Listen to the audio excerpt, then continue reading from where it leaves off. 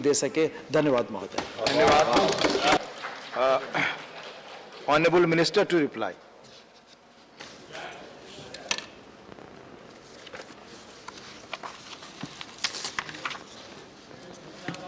So thank you very much, sir. And I thank more than about 15 members, 16 honorable members who have participated in this debate.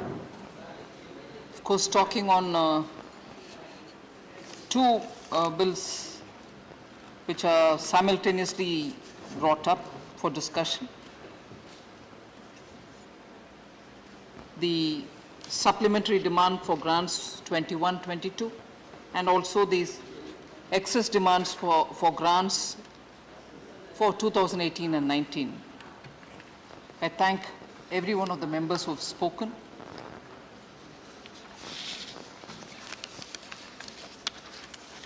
Quite a few points which are part of the supplementary demands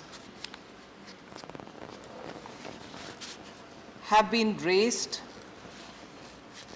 with questions about why at all such demands will have to be raised by the government if only it looked into these matters in time. This was raised by a few members, particularly on the excess demand for 18 and 19, which has been brought here now. I would like to take a minute to explain as to why the excess demand for grants pertaining to 2018 and 19 is coming in now in 2022. I quite appreciate the concern of the honorable members, particularly when it comes to the question of utilizing public money. And if there is a delay in coming and seeking approval of the House, it's only natural that members will raise concern about it. And I'm here, duty bound, surely, to answer and remove any apprehension that may be in the minds of the honorable members.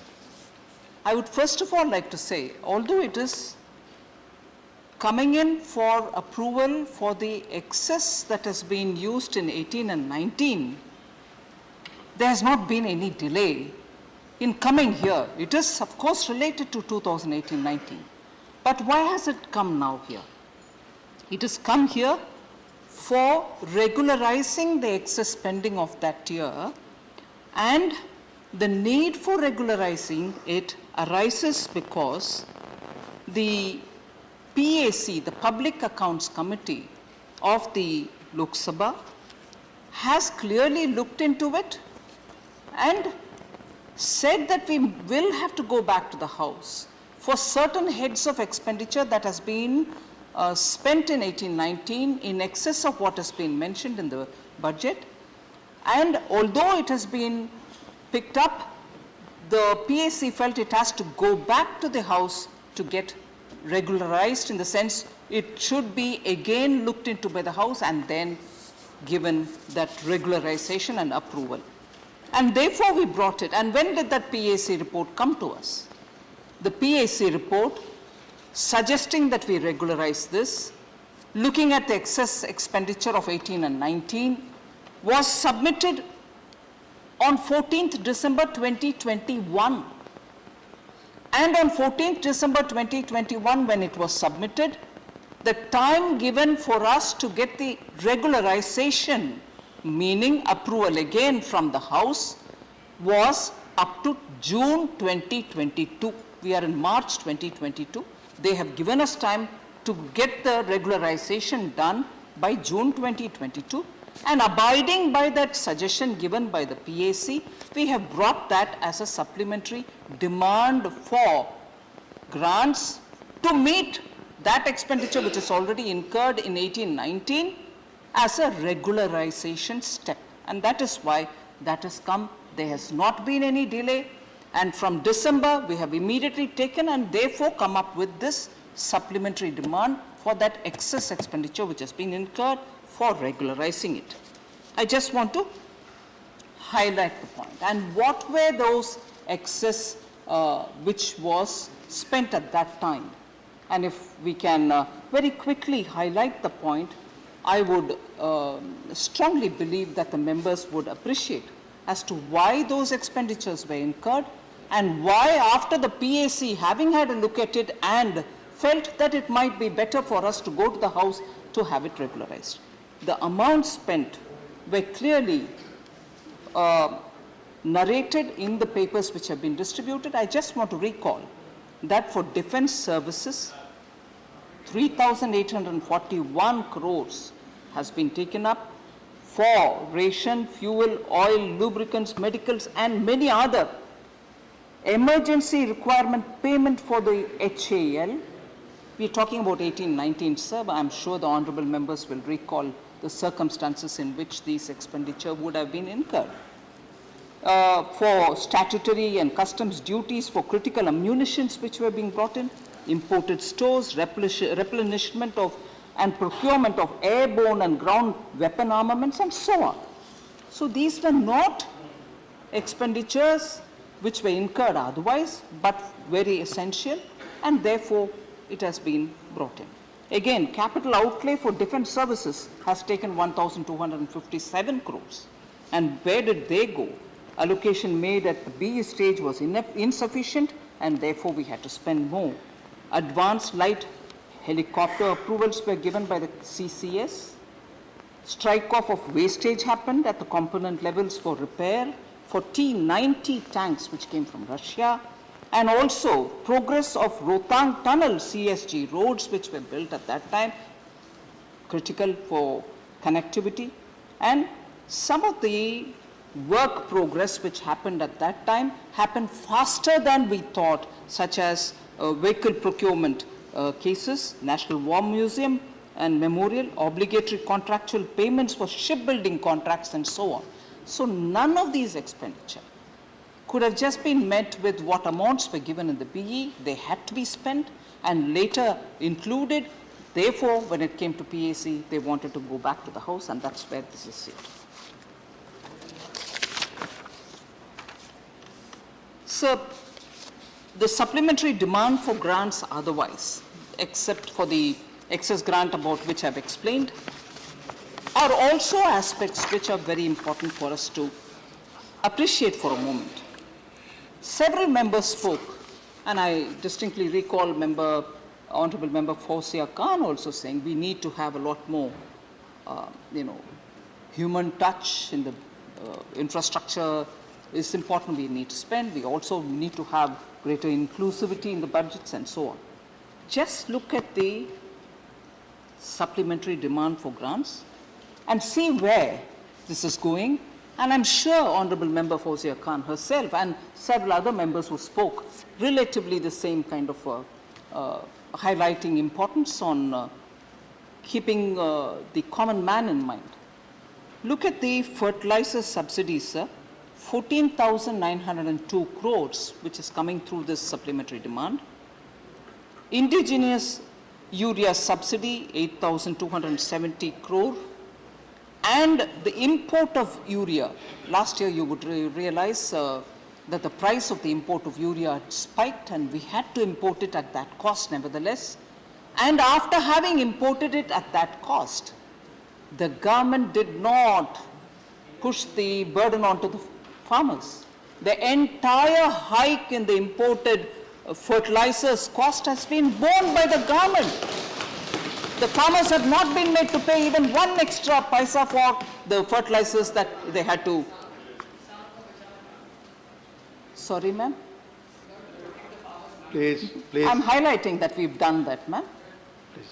So the import of urea, sir, 14,000 crores is included, ma'am, for Honorable Member Fawzia Khan, who felt strongly that you should have the common man's interest in your mind. This is that.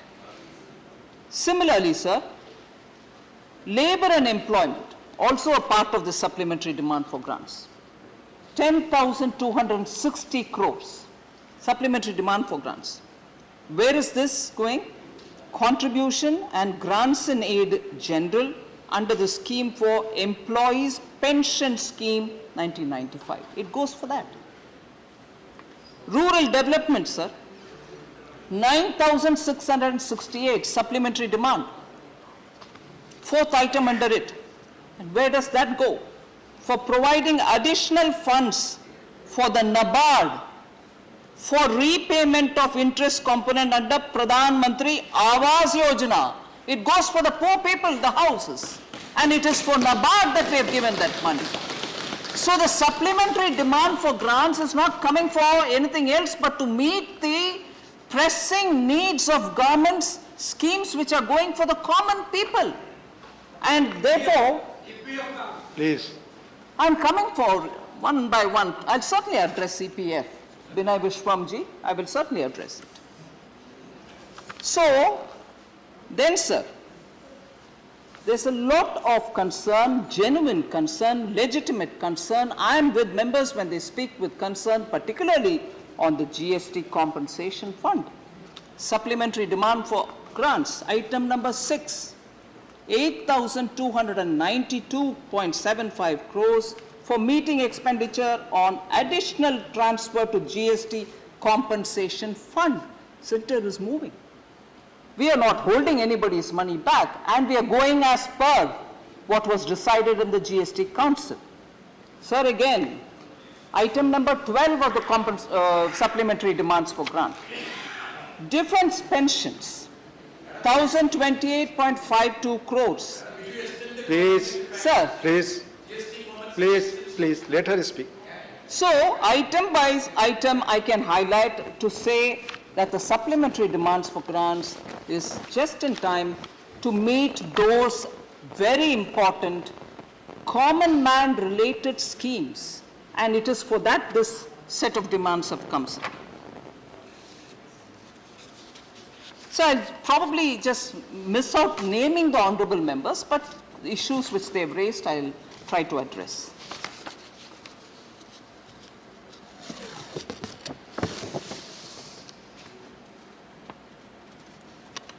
Devolution of funds to the states was a very important part of Honorable Member Shakti Singh Gohil when he spoke about various things. Although we were talking about the supplementary demands for grants, Honorable Member has raised very many larger issues, some of which I would like to respond. Devolution of the state share in central taxes, sir. Just to set the background, I want to lay this. In the RE 2021-22, 7.45 lakh crores have been done. And in 22-23B, 8.17 lakh crores are being projected already for 22-23. The entire RE, revised estimate 21-22, has been released in February to enable states to spend in time. So the entire release for this year, as projected in the RE 21-22, has been released in February. There were some honorable members who also said you should do it in time, otherwise when the states are planning their budget, they won't be in a position to understand how they're going to get. I'm not even indicating to them, I have released it to them, totally. Therefore, Center has no interest, in fact, on the contrary, Center has an interest in helping states to get it in time. I take it as my duty, so that at least in these times when states are at the front end getting the economy to revive and also to come out of the pandemic related setbacks, states need the money, and so I have personally supervised once in November to release double the installment within 1 month, and again in February to release double the installment within 1 month, and in February itself clear the entire year's dues to the states so that they can plan for their next year coming. Another important such transfer, sir, which on the basis of what was agreed in the council, is that we borrow the money for paying the compensation because we were not earning as much as we need to pay to the states on the compensation, transfer to the states based on the back-to-back loan arrangement which was agreed in the council was 1.59 lakh crores. That's already transferred to the states in time every month. Finance Commission grants, and as against the actuals of 1.84 lakh crores in 2020-2021, the outlay provided in 21-22 is 2.11 lakh crore. Transfers to states under centrally sponsored scheme 2020-21, 3.08 lakh crore, 21-22, 3.26 lakh crore, 22-23, 3.33 lakh crores. Not decreasing, on the contrary, increasing, and it should increase. But I want to draw the attention of honorable members. Nowhere is the devolution to the states being held back by the center. Central sector seems, sir. Actuals of 2020-21, 16,143 crores, 21-22 RE, 45,123 crores, and B of 22-23, 49,026 crores. So there's no reduction, in fact, timely disbursement.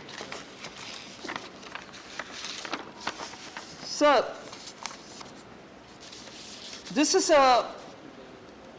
one point which I want to seek your permission to say is not at all a part of this supplementary demand for grants.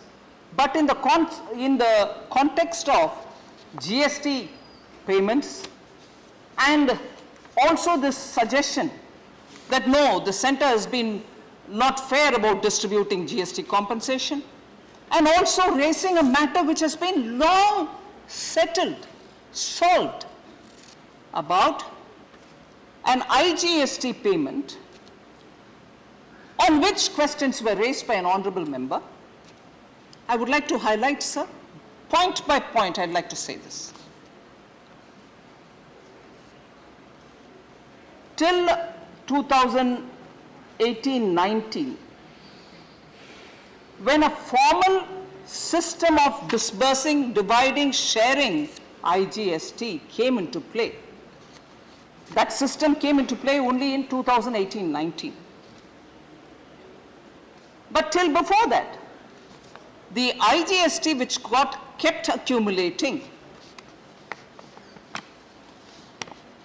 in 2017-18, much before the system of per formula distribution of IGST came into play, in 2017-18, by the end of that year itself, 1.76 lakh crores had accumulated under the IGST. This is not a matter which is pending now. I'd like to make it clear. But that time when there was no formulation, the GST Council decided that we need to quickly disperse this accumulated amount. Why is it sitting there? Please, can it be divided? So an ad hoc decision was taken by the then council to split the amount 50% to the states, and whatever 50-50 arrangement was done. So the amount should be distributed, apportioned among states and centers, had happened well before May of 2018, if I remember correct. Then the GST Council, which met, 37th Council, which met in September 2019, spoke about this particular division of IGST and said it has been, ad hoc divided between the states. Can we have some kind of a formulation per that, so that any leftover amount can also go back rightly to the states? So in September 2019, a group of ministers was formed, and that group of ministers went into the detail of how this division had been formulated, before the formulation came to place, how it was divided, what is the amount left behind, and how is that going to be shared.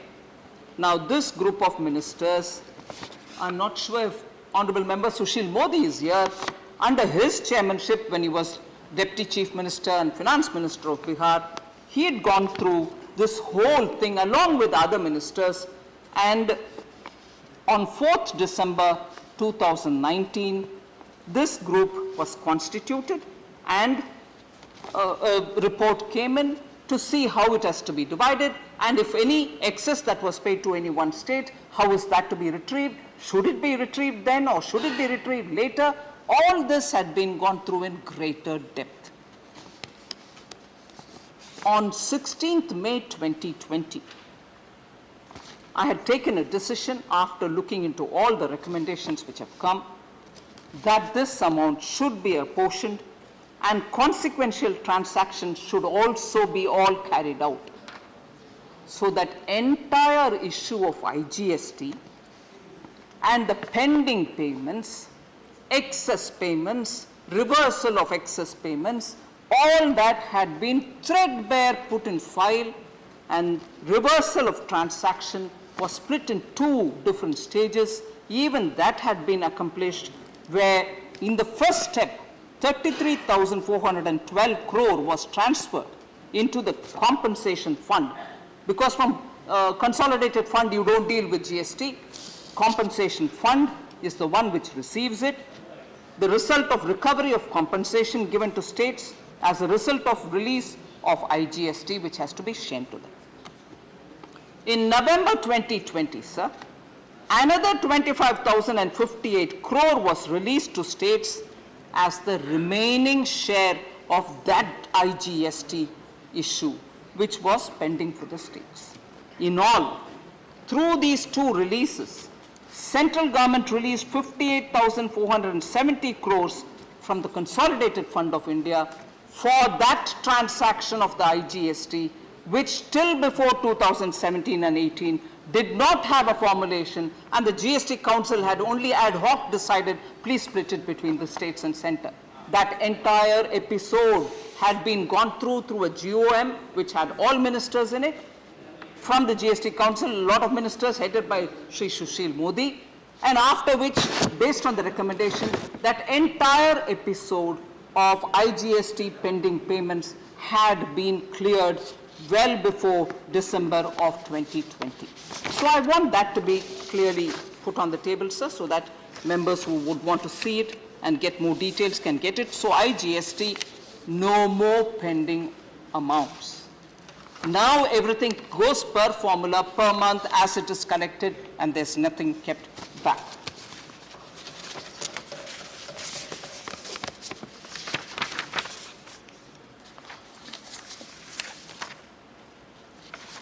So there was a small confusion, I think, or if I have not understood correct, I'd like to stand corrected.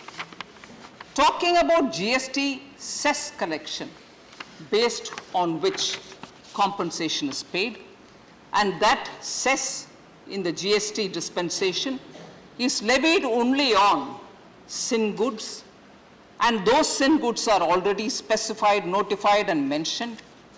That is one thing on which the center doesn't do anything. It is per the GST formulation that money keeps going to the states as and when that collection comes into the compensation cess fund.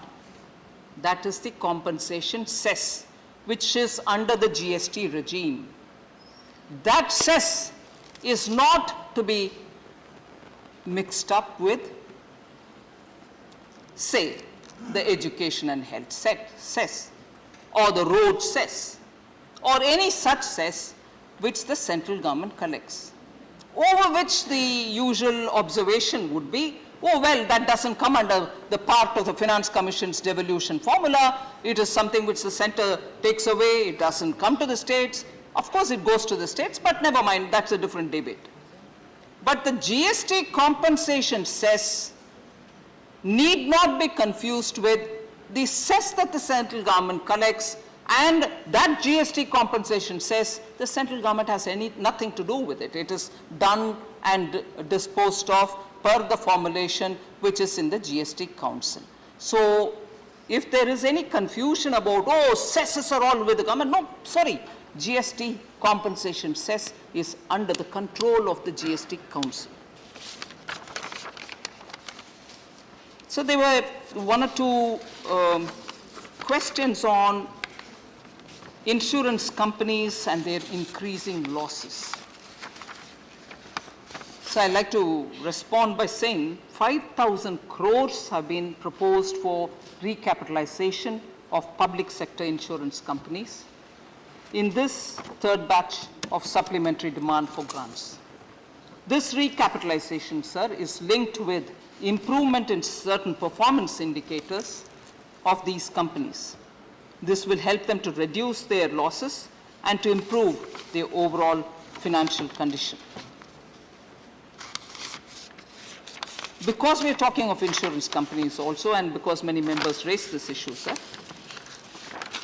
eligible policy holders of LIC will also be entitled to get the IPO issue, because there is a reservation of up to 10% of the issue size for policy holders, and they may also get a discount on the offer price. So as regard the LIC issue, policyholders' concerns were raised, and also on the embedded value itself. Member Shantanu Sen had raised it. The embedded value, so the Indian embedded value of LIC has been calculated in an extremely scientific way and disclosed in the draft red herring proposal which was filed with the regulator and which now has been put in the public domain. The IEV of LIC is actually an actuarial metric, and it's based on the value of in-force business and has been reported by globally renowned actuarial firms. So investors and experts, particularly belonging to the actuarial field, have assessed the overall valuation of the life insurance company based on the IEV, and also the financial statements are also available for people to have a look at it. So EPFO, Binay Vishwamji, I can't see him here. And also I think Priyanka Chaturvedi ji had raised the EPFO issue. So EPFO has a central board, which is the one which takes the call on what rate has to be given for them. And they had not changed it, I don't know, for quite some time. They've changed it now. From 8.4, it has come down to 8.1. And on that, a lot of questions were raised. And I appreciate I quite recognize the concern of the honorable members. It's a decision taken by the central board in which representatives of the various segments which are part of the EPFO are all seated in the board, inclusive of workers' representatives, management representatives, government representatives, all of them are seated in the board. And they have taken this call to bring it down to 8.1. And I think the Honorable Minister, Bhupendra Yadav ji, had explained as to why he had to take this call. I just want to place before Honorable Sir, you, and also to have it put on the record of the government, of the Rajya Sabha, Sukanya Samriddhi Yojana is at 7.6%. Senior Citizen Savings Scheme, sir, is at 7.4%. PPF is at 7.1%. State Bank of India's highest rate given for some portfolio, which is like 5 to 10 year fixed deposits, is at 5.50%. And it has a markup for senior citizens, which takes it to 6.3%. Government's own borrowing, the G6, on an average for across various tenors, is at 6.28%. That is, if government goes to borrow from a certain fund, it has to pay that kind of a rate. With all these, the EPFO has taken a call to give it at 8.1%. I just want to lay these facts before, sir, so that the fact that EPFO's central board, which has representatives from various different stakeholders for the pension fund, employees' pension fund, have taken a call. 40 years it has not been brought down to, yes, 40 years. There are today's realities which do keep us in the context of decisions which are being taken by a central board of the EPFO. It has yet to come to the finance ministry for approval. But the fact remains, these are the rates which are prevailing today. and it is still higher than the rest of them.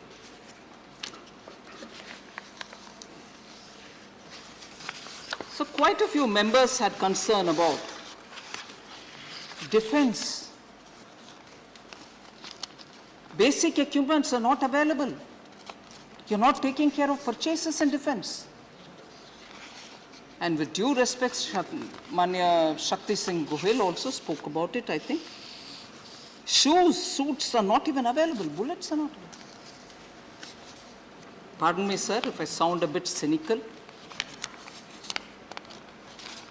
Hearing it from Manya Shakti Singh Gohil worries me a bit. If that kind of concern could have been voiced during the Congress's 10 years in rule, Indian defense forces would have been much better in their position. And I'll tell you some of the situations which arose. Sir, in 2000, Manya Jaitley ji's quotations are available, which I want to read.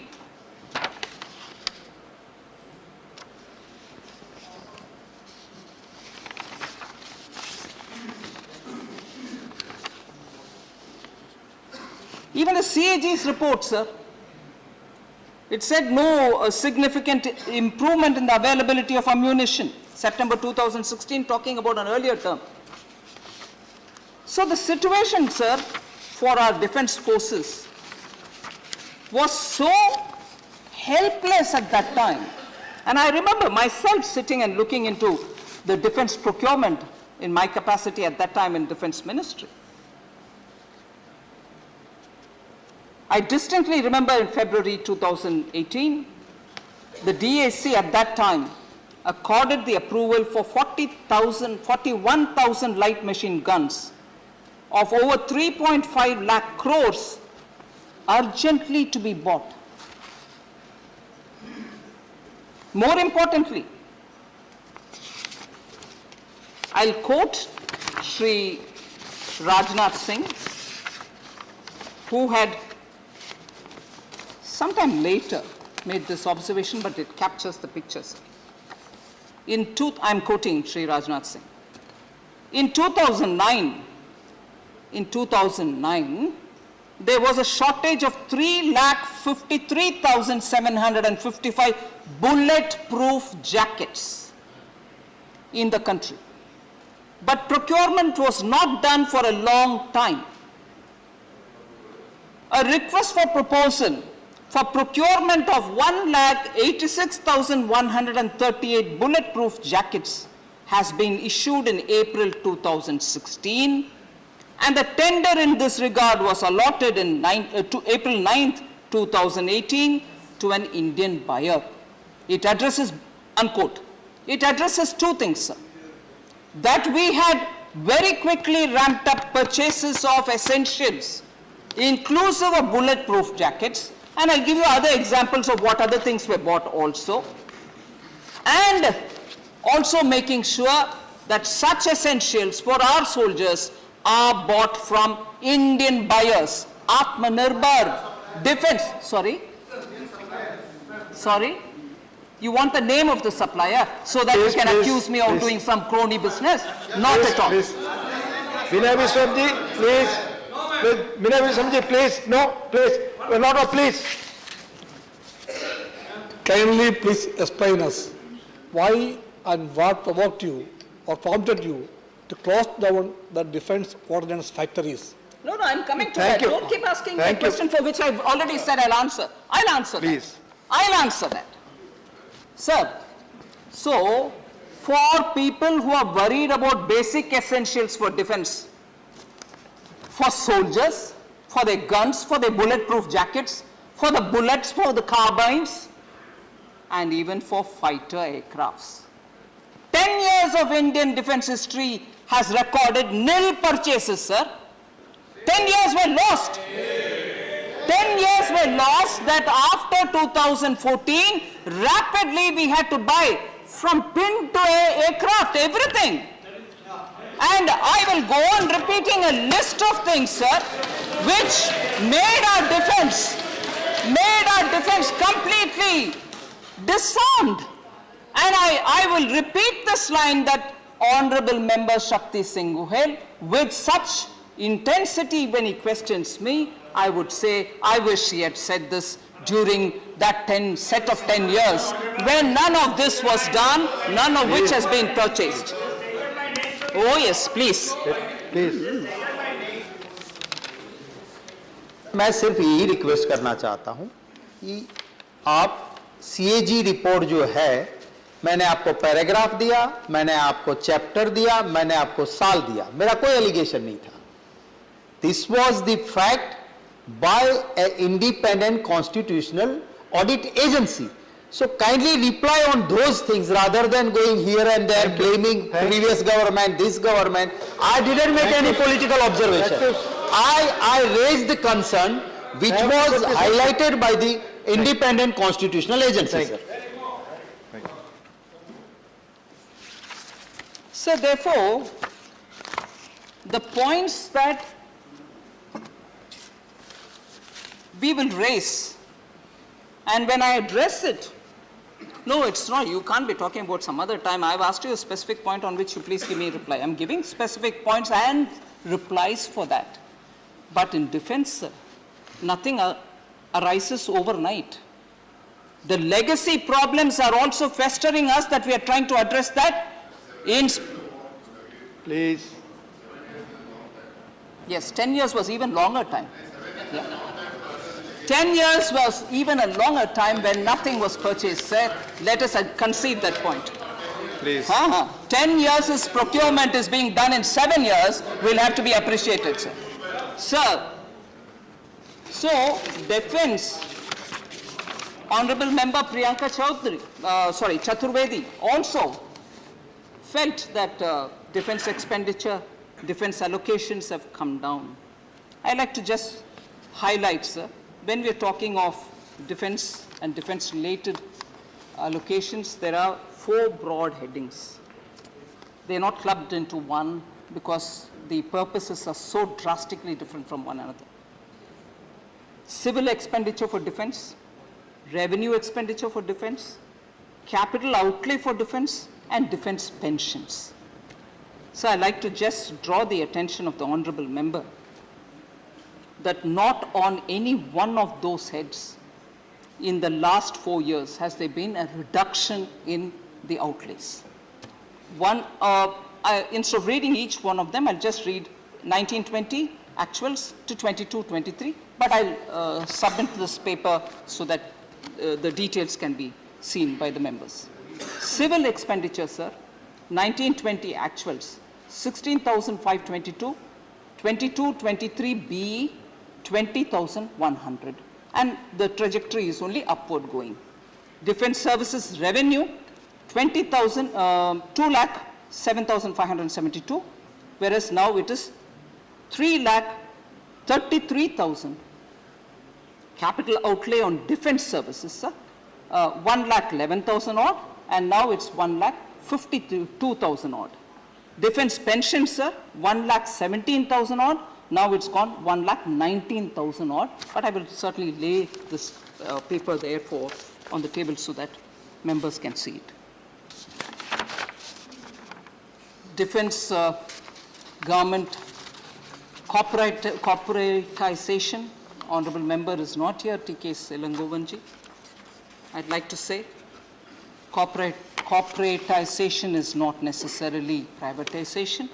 Better performance, better functioning, better administration, bring in greater efficiency are one of the things on which the corporatization has happened. Please, sir, please. I've not even finished my answer. Vinay Bishanti, no. I've not even finished, sir. She's not yielding.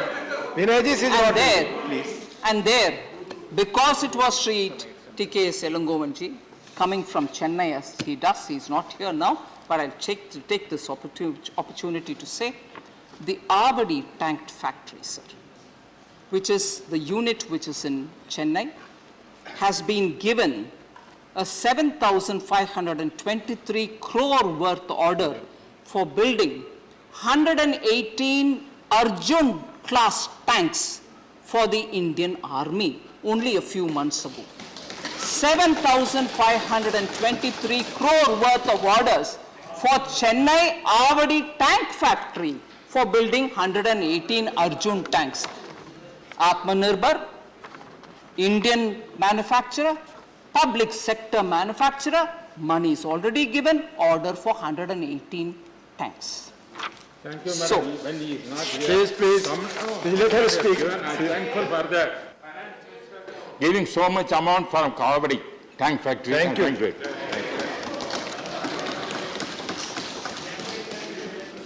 So questions were raised on food subsidy, fertilizer subsidy, allocation on Manrega, reduction in the outlay for health, and also negligible increase for social sector. So I think this has been answered even during the budget speech. However, I would just like to draw the attention of honorable members.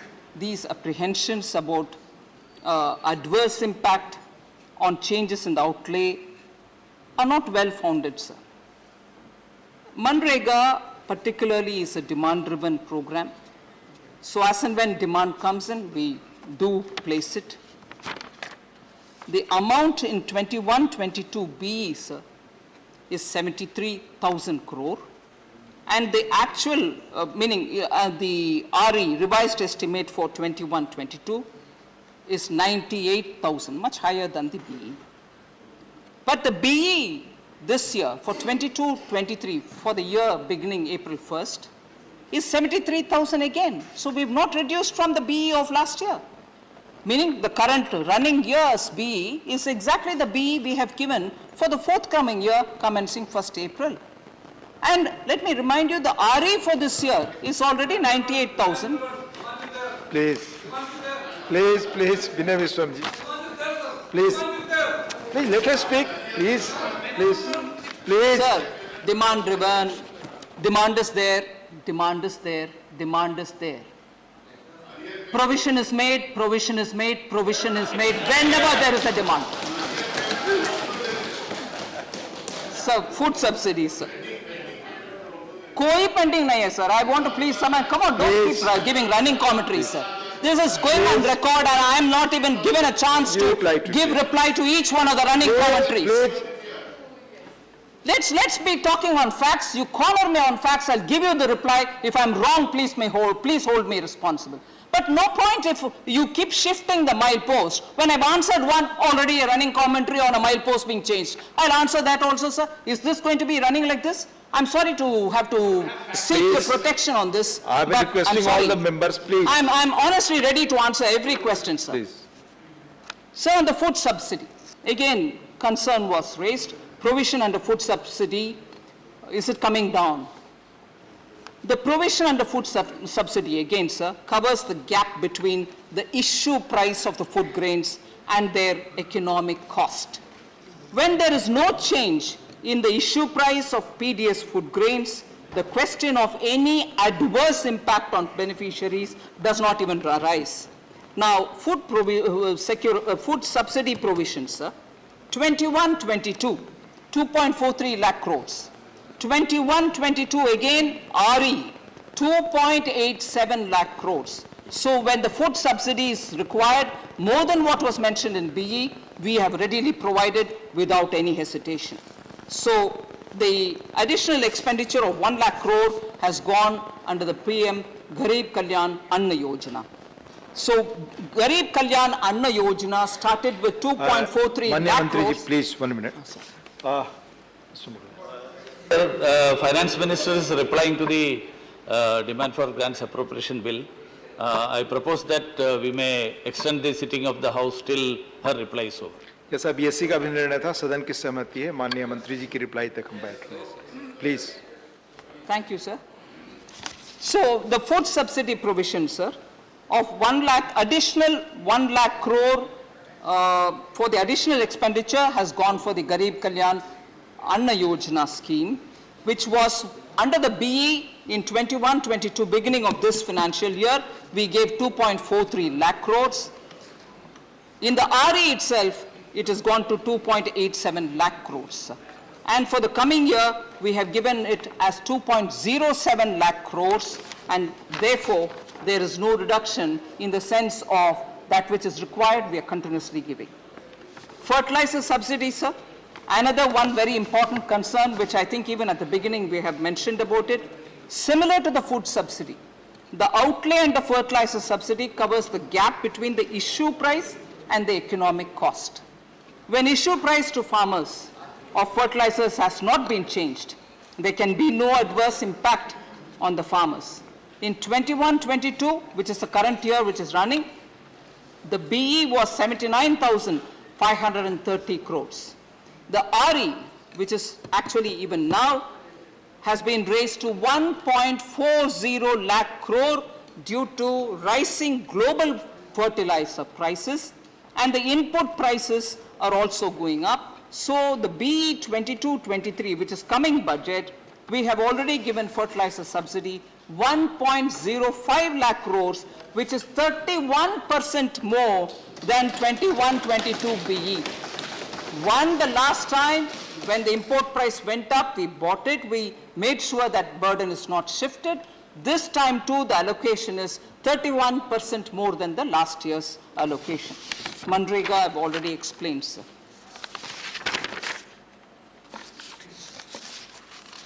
So largely, I think issues raised by honorable members have all been, I think, addressed. The particular point about why we have to go through the infrastructure funding route has been severally explained, but the multiplier effect is what has made us go through that route than any other. Revenue expenditures multiplier effect is not substantial, and therefore we have chosen to go through that route.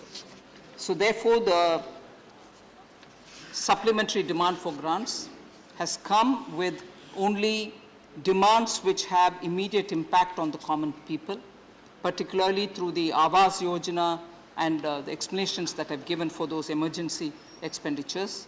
I seek the House and the cooperation of the entire House for supporting this demand for grants, and also for the excess demand for grants, which is as a result of a PAC's recommendation. Thank you very much. Thank you. I shall first put the motion regarding consideration of the appropriation number 3, Bill 2022 to vote. The question is that